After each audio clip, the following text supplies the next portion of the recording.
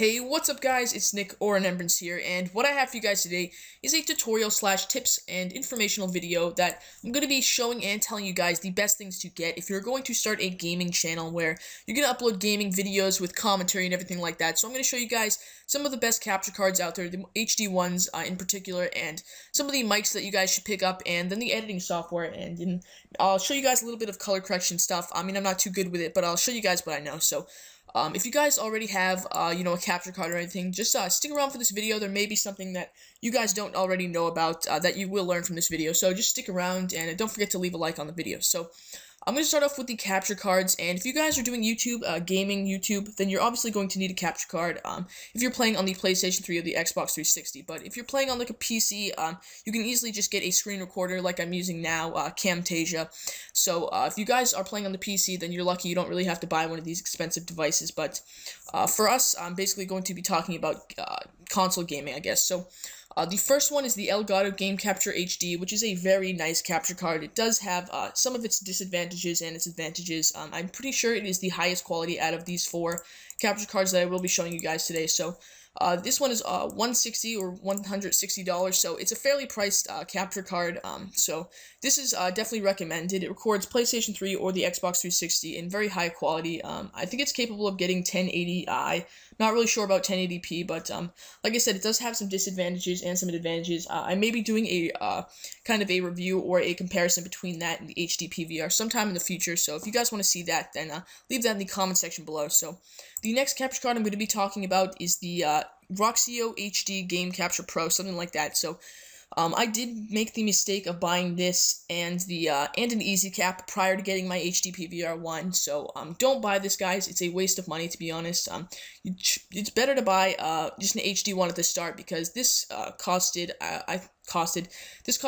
$70 when I got it. So I spent around $280 on capture cards instead of just buying 200. So I did waste my money on that. It didn't really work properly anyway. So I would suggest you guys get either this or one of these other ones. So this one is pretty good. It's decent quality, I think. It has HDMI as well as the component input, which is the green, red, blue, and white and red for audio.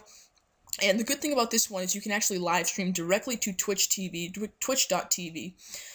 Which means you can live stream directly from this. A lot of people have to use XSplit, but this actually has a program in the or it comes with a program where you can actually live stream directly to the website. So this is definitely a good capture card, and also is probably the cheapest out of these four that I'm going to be showing you guys today. So this is definitely a good alternative to getting a capture card. It is pretty good. It's fairly priced, and it does get pretty good quality. As you guys can see, it gets 1080i and 720p with 60 frames per second, which is what most of these get. So next is the HD PVR 2. This is just the second version of the HD PVR 1 by Hauppauge, and this one records with the HDMI. I'm not really sure if it has component cable inputs too, but it does have HDMI.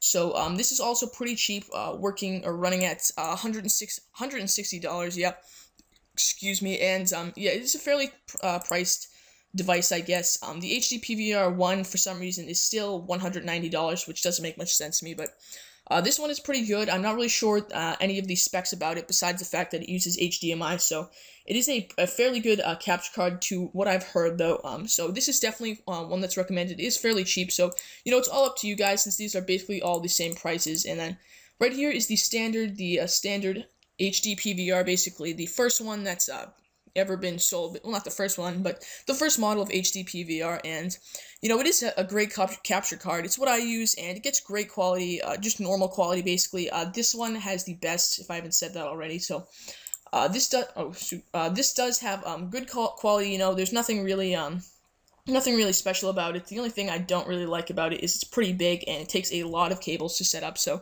this one right here actually comes with the cords that you for the component cables for your Xbox or your PS3. So this one is a bit more expensive if you want those cables with it. But for this one, if you want these component cables, you're most likely going to have to purchase those for your PS3 or Xbox. So keep that in mind. So you're going to need an HD capture card, or it's preferred to get one. You're not really going to get as much respect on YouTube without one. So I would highly suggest you guys get one of these. Just save your money, save your allowance, do whatever it is you guys do to get money. But I would recommend getting one of those. So Next, I'm going to be talking about microphones, and this is probably the best microphone out there.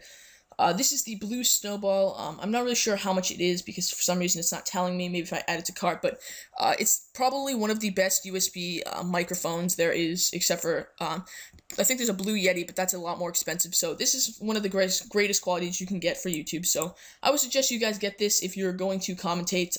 What I use is this. It's a app for my iPhone 4S where you can just record your voice and then email it to yourself and put it into your editing software, which I'll get into later. And it actually gets pretty good quality. What you guys are hearing right now is not this, unfortunately. It's just my computer internal, because it'll be too hard to match up my voice with this from into the video, whatever. But the only downside about having this is it's hard to do live commentaries and everything because you have to match it up, and it's pretty hard, honestly. So it's not really recommended, I guess, but it is a great alternative. You do get pretty decent quality. If you guys have seen some of my other videos, I do get pretty decent mic quality. So this is definitely an alternative if you're not willing to spend probably around $50 to $80. I'm not really sure how much this costs.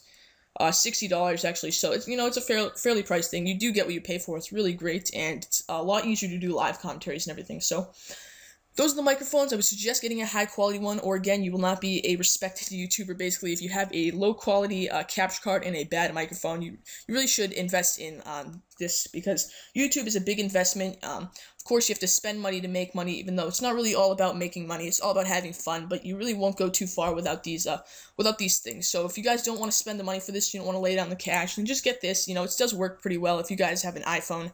I think it's decreased, the quality is decreased on the iPod. I'm not really sure, but next is the editing software. So hold on, let's see how we're doing on time. Okay, so next is the editing software. I currently use Vegas Pro 12. I actually did just get this today, so it is $600 if you're gonna buy it, but there are other ways. I don't condone getting it other ways. You can do whatever you want. Search it up on YouTube, and you can probably find a tutorial to get it illegally, or do whatever you want. I don't really know, but I did get it today, so I will probably get into a little bit of color correction soon. So this is definitely a very good editing software if you guys can get it.